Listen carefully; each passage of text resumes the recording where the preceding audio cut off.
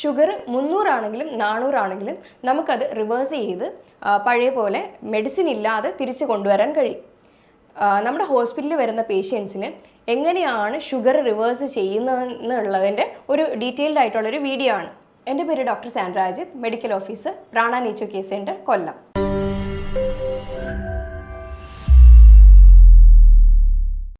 ഇന്ന് ലോകം മുഴുവൻ നോക്കുകയാണെങ്കിൽ 80% ഡയബറ്റിക് പേഷ്യൻസ് ആണുള്ളത്. അതായത് ഒരു വീട്ടിൽ 1-2 ഡയബറ്റിക് പേഷ്യൻസ് ആണ് വരുന്നത്. ഇത് ഒരു ടൈപ്പ് ഓഫ് ജീവിതശൈലി രോഗമാണ്. നമ്മുടെ ജീവിതത്തിൽ നമ്മൾ അറിയാതെ ചെയ്യുന്ന തെറ്റുകൾ അല്ലെങ്കിൽ സമയമില്ലാതെ ഓരോ ചെയ്യുന്ന കാര്യങ്ങളിലൂടെ വരുന്ന ഒരു രോഗമാണ് ഷുഗർ എന്ന് പറയുന്നത്. അപ്പോൾ ഇത് നമുക്ക് ജീവിതശൈലിയിലെ ചെറിയ ചെറിയ മാറ്റങ്ങളിലൂടെ തന്നെ നമുക്കത് റിവേഴ്സ് ചെയ്ത് കൊണ്ടുവരാനായിട്ടും കഴിയും. ഇവിടെ വരുന്ന ഷുഗർ പേഷ്യൻസിനെ നമ്മൾ എങ്ങനെയാണ് മാനേജ് ചെയ്യുന്നതെന്ന് വെച്ച് കഴിഞ്ഞാൽ വ്യായാമ മുറകളിലൂടെയും ഡയറ്റിലൂടെയും ട്രീറ്റ്മെൻറ്റ്സിലും കൂടിയാണ്. അപ്പോൾ ചില കാര്യങ്ങൾ നമ്മൾ ശ്രദ്ധിച്ചാൽ തന്നെ നമുക്ക് ഒരു പരിധി വരെ ഈ ഒരു പ്രശ്നം, അതായത് ഷുഗറിൻ്റെ പ്രശ്നം, നമുക്കത് കൺട്രോളിൽ വരുത്താനും അത് നമുക്ക് റിവേഴ്സ് ചെയ്യാനും സഹായിക്കുന്നതാണ്. ആദ്യമായിട്ട് തന്നെ സിമ്പിൾ കാർബോഹൈഡ്രേറ്റ്സ് കട്ട് ചെയ്ത് കോംപ്ലക്സ് കാർബോഹൈഡ്രേറ്റിലേക്ക് പോവുക. അതായത് ബ്ലഡിലേക്ക് പെട്ടെന്ന് ഷുഗർ ഇറങ്ങാത്ത രീതിയിലുള്ള ഭക്ഷണങ്ങൾ വേണം കഴിക്കാനായിട്ട്. പിന്നെ കട്ട് ഡൗൺ പ്രോസസ്ഡ് ആയിട്ടുള്ള ഭക്ഷണങ്ങൾ, ഷുഗറി ഐറ്റംസ്, ബേക്കറി ഐറ്റംസ്, അങ്ങനെയുള്ള സാധനങ്ങളൊക്കെ ഫുള്ളായിട്ട് കട്ട് ചെയ്യുക. അതുപോലെ തന്നെയാണ് ഫ്രൂട്ട്സിൻ്റെ ഉപയോഗം. ഫ്രൂട്ട്സ് ജ്യൂസ് ആക്കി കഴിക്കാതെ അത് ഹോളായിട്ട് തന്നെ കഴിക്കാൻ നോക്കുക. കാരണം അതിനകത്തുള്ള ഫൈബർ ജ്യൂസ് ആക്കുമ്പോഴത്തേക്കും വന്ന് അടിഞ്ഞ് പോവുകയാണ് ചെയ്യാറ്. പിന്നെ നമ്മൾ പറഞ്ഞല്ലോ, അധികമായിട്ട് ഫൈബർ റിച്ച് ആയിട്ടുള്ള ഭക്ഷണങ്ങൾ എടുക്കാവുന്നതാണ്. കുക്കുംബർ, ക്യാരറ്റ്, അതേപോലെ കുറച്ച് ഗ്രീൻസ് ആഡ് ചെയ്യുക, ലീഫി വെജിറ്റബിൾസ്, കഴിക്കാൻ പറ്റുന്ന ഇലവർഗ്ഗങ്ങൾ ഒരുപാടുണ്ട്. അപ്പോൾ ഇതൊക്കെ ആഡ് ചെയ്തിട്ട് ഇതും കഴിക്കുന്നത് നല്ലതാണ്. ഇത് ഡയബറ്റിക്കിന് മാത്രമല്ല, മറ്റു പല ജീവിതശൈലി രോഗങ്ങൾക്കും ഇത് ഹെൽപ്പ് ചെയ്യും. അതേപോലെ എക്സസൈസ് ചെയ്യുക. എക്സസൈസ് എന്ന് പറയുമ്പോൾ ഒന്നെങ്കിൽ അത് സൂംബ ആയിക്കോട്ടെ, യോഗ ആയിക്കോട്ടെ, അല്ലെങ്കിൽ ജിം വർക്കൗട്ട് ആയിക്കോട്ടെ, ഡെയിലി 45 മിനിറ്റ്സ് എങ്കിലും വർക്കൗട്ട് ചെയ്യുന്ന ഒരാൾക്കാണെങ്കിൽ നന്നായിട്ട് നമുക്ക് ഷുഗർ കൺട്രോൾ ചെയ്ത് പോകാനായിട്ട് കഴിയും. ഇനി ഭക്ഷണം എത്ര ക്വാണ്ടിറ്റിയിൽ കഴിക്കണം എന്നുള്ളതാണ്. നമ്മൾ 3 മീലാണ് സാധാരണ എടുക്കുന്നത്.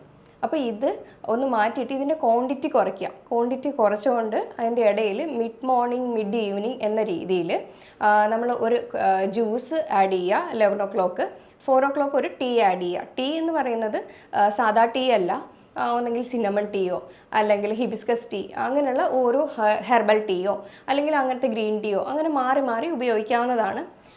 പിന്നെ ജ്യൂസിൻ്റെ കാര്യം പറയുമ്പോൾ ഒന്നുകിൽ കുക്കുംബർ ജ്യൂസോ, ക്യാരറ്റ് ജ്യൂസോ, butter milk, tender coconut water, അപ്പോൾ അങ്ങനെയുള്ള ഓരോന്ന് ഓരോ ദിവസം മാറി മാറി ഉപയോഗിക്കാനായിട്ട് ശ്രദ്ധിക്കുക.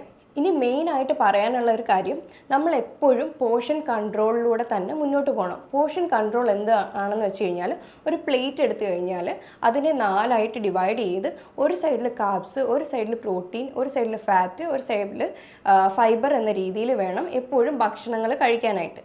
അപ്പോൾ ഇങ്ങനെ കഴിക്കുകയാണെങ്കിൽ നമുക്ക് ഒരുപാട് ബുദ്ധിമുട്ടുകൾ കുറയ്ക്കാനായിട്ട് കഴിയും. ഇനി പ്രധാനമായിട്ട് ശ്രദ്ധിക്കേണ്ട ഒരു കാര്യമാണ് ഗ്ലൈസീമിക് ഇൻഡെക്സും ഗ്ലൈസീമിക് ലോഡും. എന്താണ് ഗ്ലൈസീമിക് ഇൻഡെക്സ്? ഗ്ലൈസീമിക് ഇൻഡെക്സ് എന്ന് പറയുന്നത് നമ്മളൊരു ഭക്ഷണം കഴിക്കുമ്പോൾ അത് എത്ര പെട്ടെന്നാണ് ഗ്ലൂക്കോസ് സ്പൈക്ക് നമ്മുടെ ശരീരത്തിൽ ഉണ്ടാക്കുന്നത് എന്നുള്ളതാണ്. ഇനി ഗ്ലൈസീമിക് ലോഡ് എന്താണെന്ന് വെച്ച് കഴിഞ്ഞാൽ ഇത് എത്ര സ്പീഡിലാണ് ഉണ്ടാക്കുന്നത് എന്നുള്ളതാണ്. അപ്പോൾ ഇതിൻ്റെ ഒരു കോമ്പിനേഷൻ ആയിരിക്കണം നമ്മൾ എപ്പോഴും ചൂസ് ചെയ്യേണ്ടത്. അപ്പോൾ ഗ്ലൈസീമിക് ഇൻഡെക്സ് ഒക്കെ കുറവായിട്ടുള്ള ഭക്ഷണങ്ങളായിരിക്കണം നമ്മൾ ചൂസ് ചെയ്യേണ്ടത്. ഷുഗർ നിയന്ത്രിക്കാൻ പറ്റാത്തവരായിരിക്കും നമ്മുടെ ചുറ്റിലും പല ആളുകളും. ഒരു 1000 പേര് എടുത്തു കഴിഞ്ഞാൽ അതിനകത്ത് വെറും 100 പേർക്ക് മാത്രമായിരിക്കും അത് കൺട്രോൾ ചെയ്യാനായിട്ടുള്ള കഴിയുന്നത്, അതിൻ്റെ ടൈം കിട്ടുന്നതും ഒക്കെ. അപ്പം ബാക്കിയുള്ളവരൊക്കെ ഒന്നുകിൽ ജീവിതത്തിൻ്റെ തിരക്ക് കാരണം ഓടുന്നവരായിരിക്കും, അല്ലെങ്കിൽ അങ്ങനെയുള്ള പല ബുദ്ധിമുട്ടുകൾ കാരണം കൺട്രോൾ ചെയ്യാണ്ട് വരുന്നവരായിരിക്കും. പിന്നെ ചിലർക്ക് ഒരു ധാരണയുണ്ട്, മെഡിസിൻ എടുത്താൽ പോരെ, എന്തും കഴിക്കാമല്ലോ എന്നുള്ളൊരു ധാരണയുണ്ട്. അപ്പം ഇങ്ങനെ വരുമ്പോഴാണ് ഓർഗൻ ഫെയിലിയറിലേക്ക് മാറുന്നത്. അപ്പോൾ കാരണം എല്ലാവരും പറയും മെഡിസിൻ എടുക്കുന്നത് കൊണ്ടാണ് ഓർഗൻ ഫെയിലിയറിലേക്ക് എത്തുന്നത് എന്നുള്ളതാണ്. പക്ഷേ ഇത് ശരിക്കും മെഡിസിൻ എടുത്തുകൊണ്ടും നമ്മൾ കൺട്രോൾ ഇല്ലാത്ത ഒരു ഭക്ഷണ രീതിയിലേക്ക് പോവുകയാണെങ്കിൽ ഉറപ്പായിട്ടും ഓർഗൻ ഫെയിലിയർ വരുന്നത് ആ ഒരു കാരണം കൊണ്ടായിരിക്കും. കാരണം ഡയബറ്റിക് അവിടെ കൺട്രോളിൽ വരാതെയാണ് നമ്മൾ മെഡിസിൻ ഒരു ലോങ് ടേമിലേക്ക് എടുക്കുന്നത്. ഇത്രയും നാളുകൊണ്ട് നമ്മൾ ഉണ്ടാക്കിയെടുത്തതാണ് ഈ ജീവിതശൈലിയിലെ ഓരോ രോഗങ്ങളും. അപ്പോൾ അത് ജീവിതശൈലിയിൽ ചെറിയ ചെറിയ മാറ്റങ്ങൾ കൊണ്ട് നമുക്കതിനെ റിവേഴ്സ് ചെയ്യാനായിട്ട് കഴിയുന്നതേ ഉള്ളൂ.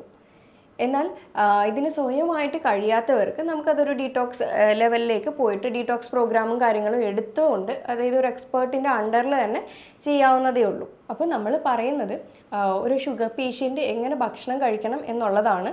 അപ്പോൾ ആദ്യം തന്നെ പറഞ്ഞിട്ടുണ്ടായിരുന്നു, നമ്മൾ ഒരു ബ്രേക്ക്ഫാസ്റ്റ് എടുക്കുകയാണെങ്കിൽ അതൊരു എനർജറ്റിക് ആയിട്ടുള്ളൊരു ബ്രേക്ക്ഫാസ്റ്റ് തന്നെ എടുക്കാനായിട്ട് ശ്രദ്ധിക്കുക. ഒന്നെങ്കിൽ ഒരു സ്മൂതിയോ അല്ലെങ്കിൽ ഓംലെറ്റോ അങ്ങനത്തെ രീതിയിലുള്ള ഭക്ഷണങ്ങൾ രാവിലെ എടുക്കുക. അപ്പോൾ കുറച്ചുകൂടി എനർജറ്റിക് ആയിരിക്കും. അല്ലെങ്കിൽ പ്രോട്ടീൻസ് അടങ്ങിയ അല്ലെങ്കിൽ കാർബോഹൈഡ്രേറ്റ്സ് വരുന്ന രീതിയിലുള്ള ഭക്ഷണങ്ങൾ തന്നെ എടുക്കാൻ നോക്കുക.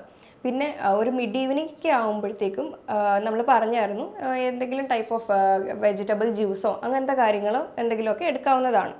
ഇനി അതും കഴിയുന്നില്ല എങ്കിൽ ഒരു ഫ്രൂട്ട് ഹോളായിട്ട് കഴിച്ചാലും മതിയാകും. പിന്നെ ഉച്ചയ്ക്ക് വരുമ്പോഴത്തേക്കും നമ്മൾ പറഞ്ഞു പോർഷൻ കൺട്രോൾ രീതിയിലേക്ക് വരിക, അതിനനുസരിച്ച് ഭക്ഷണങ്ങൾ കഴിക്കുക. ഈവനിങ് ആകുമ്പോഴത്തേക്കും നമ്മളത് ഒരു ടീ എന്തായാലും എല്ലാവർക്കും കുടിക്കുന്ന ശീലമുണ്ട്. സാധാ ടീ ഉപേക്ഷിച്ചതിന് ശേഷം അല്ലാതുള്ള ഹെർബൽ ടീയിലോ അല്ലെങ്കിൽ ഗ്രീൻ ടീയിലോ ഒക്കെ സ്വിച്ച് ചെയ്യുക.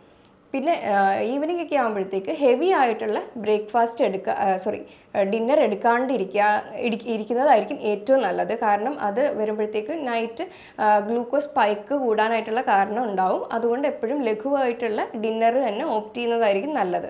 ഇനി ഇതിൻ്റെ കൂടെ, ഈ ഭക്ഷണത്തിൻ്റെ കൂടെ നമുക്ക് ഈ ഡയബറ്റിക്കിനെ വീട്ടിൽ നിന്ന് എങ്ങനെ മാനേജ് ചെയ്യാം, എന്തൊക്കെ ട്രീറ്റ്മെൻറ്റ്സ് നമുക്ക് സ്വയമേ ചെയ്യാം എന്നുള്ള കാര്യങ്ങളാണ്. ആദ്യത്തേത് അബ്ഡോമിനൽ വെറ്റ് പാക്കാണ്.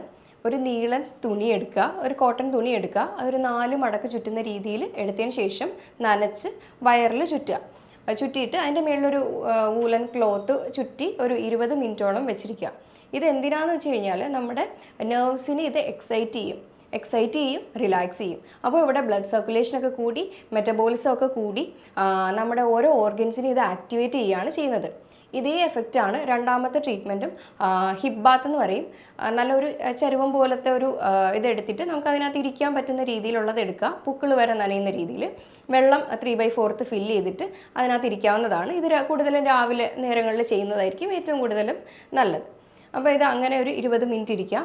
ഇതേ ഒരു എഫക്റ്റ് ആയിരിക്കും നമുക്ക് ഈ ഒരു ട്രീറ്റ്മെൻറ്റും കിട്ടുന്നത്. പിന്നെ ഡീടോക്സിഫൈങ് മെയിനായിട്ട് നമ്മൾ പറയുന്നത് മൂന്നാമത്തെ എന്ന് പറയുന്നത് ഹോട്ട് ഫുഡ് ഇമേർഷനാണ്. അതായത് ഇളം ചൂട് വെള്ളത്തിൽ കണങ്കാലും ഒക്കെ ഡിപ്പാവുന്ന രീതിയിൽ വെള്ളം നിറച്ചിട്ട് മുക്കി വെക്കുക എന്നുള്ളതാണ്. അപ്പോൾ ഇങ്ങനെയുള്ള ട്രീറ്റ്മെൻറ്റ് ഏതെങ്കിലുമൊക്കെ വീട്ടിൽ ചെയ്യാനായിട്ട് കഴിയുന്നതേ ഉള്ളൂ. പിന്നെ നമ്മൾ എക്സസൈസിൻ്റെ ഒക്കെ കാര്യം പറഞ്ഞിട്ടുണ്ടായിരുന്നു. ഡയബറ്റിക് പേഷ്യൻസിന്, അതായത് ഇപ്പോൾ ടൈമൊന്നും അധികം ഇല്ലാത്തവരാണ് നമ്മളിൽ പലരും. അപ്പോൾ അങ്ങനെയുള്ളവർക്കാണെങ്കിൽ ഹിറ്റ് എന്ന വർക്കൗട്ട് ചെയ്യാവുന്നതാണ്. HIIT എന്ന് പറഞ്ഞു കഴിഞ്ഞാൽ ഹൈ ഇൻറ്റൻസിറ്റി ഇൻ്റർവൽ ട്രെയിനിങ് എന്നാണ്. ഇതിനകത്ത് ജോഗിങ്ങും അതേപോലെ സ്പീഡിലുള്ള നടത്തവും സ്പീഡിൽ സ്റ്റെപ്പ് കയറുന്നതും അപ്പോൾ അങ്ങനെയൊക്കെയുള്ള കാര്യങ്ങൾ ഇതിനകത്ത് വരുന്നുണ്ട്. അതായത് ഒരു 30 സെക്കൻഡ് സ്പീഡിൽ വർക്ക് ചെയ്യുക അല്ലെങ്കിൽ ചെയ്ത് കഴിഞ്ഞാൽ പിന്നെ ഒരു 30 സെക്കൻഡ് റെസ്റ്റ്, അങ്ങനത്തെ രീതിയിൽ നന്നായിട്ട് ചെയ്ത് കഴിഞ്ഞാൽ ഫാറ്റ് ബേണിങ് നന്നായിട്ട് ഉണ്ടാകും. അതേപോലെ മസിൽ വീക്ക് ആകുമ്പോഴത്തേക്ക് ഡയറക്റ്റ് ബ്ലഡിൽ നിന്ന് തന്നെ ഗ്ലൂക്കോസ് മസിലിലേക്ക് പിടിച്ചെടുക്കുകയാണ് ചെയ്യുന്നത്. അപ്പം നമുക്ക് ഡയബറ്റിക് നന്നായിട്ട് കൺട്രോളിൽ കൊണ്ടുവരാനായിട്ട് കഴിയും. ഈ എക്സസൈസ് ചെയ്യുന്നതിന് മുന്നേ ഒരു ഡോക്ടറിനെ കൺസൾട്ട് ചെയ്തിട്ട് വേണം ചെയ്യാനായിട്ട്. ഇത് ചിലപ്പോൾ ഹൃദയ സംബന്ധമായ ബുദ്ധിമുട്ടുകളൊക്കെ അനുഭവിക്കുന്നവർക്കാണെങ്കിൽ അത് വേറെ പല ബുദ്ധിമുട്ടുകളിലേക്കും ഉണ്ടാകും. പിന്നെ ഇതുകൂടാതെ തന്നെ നമ്മൾ ഉറക്കം നന്നായിട്ട് ശ്രദ്ധിക്കുക, വെള്ളം നന്നായിട്ട് കുടിക്കുക. അപ്പോൾ ഇങ്ങനെയൊക്കെയുള്ള കാര്യങ്ങൾ ചെയ്തു കഴിഞ്ഞാൽ ഒരുവിധമുള്ള ഡയബറ്റിക് ആളുകൾക്ക് നമുക്കിതൊരു നല്ലൊരു ഹെൽപ്പായിട്ട് അത് നമുക്കതിനെ റെഡ്യൂസ് ചെയ്ത് കൊണ്ടുവരാനായിട്ട് കഴിയും. നമുക്കതിനെ റിവേഴ്സ് ചെയ്യാനായിട്ട് അതിലും കഴിയും. അപ്പോൾ ഞാൻ ഈ പറഞ്ഞ കാര്യങ്ങളിൽ എന്തെങ്കിലും ഡൗട്ടോ കാര്യങ്ങളോ ഉണ്ടെങ്കിൽ താഴെ തന്നിരിക്കുന്ന നമ്പറിലേക്ക് കോൺടാക്റ്റ് ചെയ്യാവുന്നതാണ്. അപ്പോൾ ഇനി അടുത്തൊരു ഹെൽത്ത് ടോപ്പിക്കുമായിട്ട് വീണ്ടും കാണാം. താങ്ക്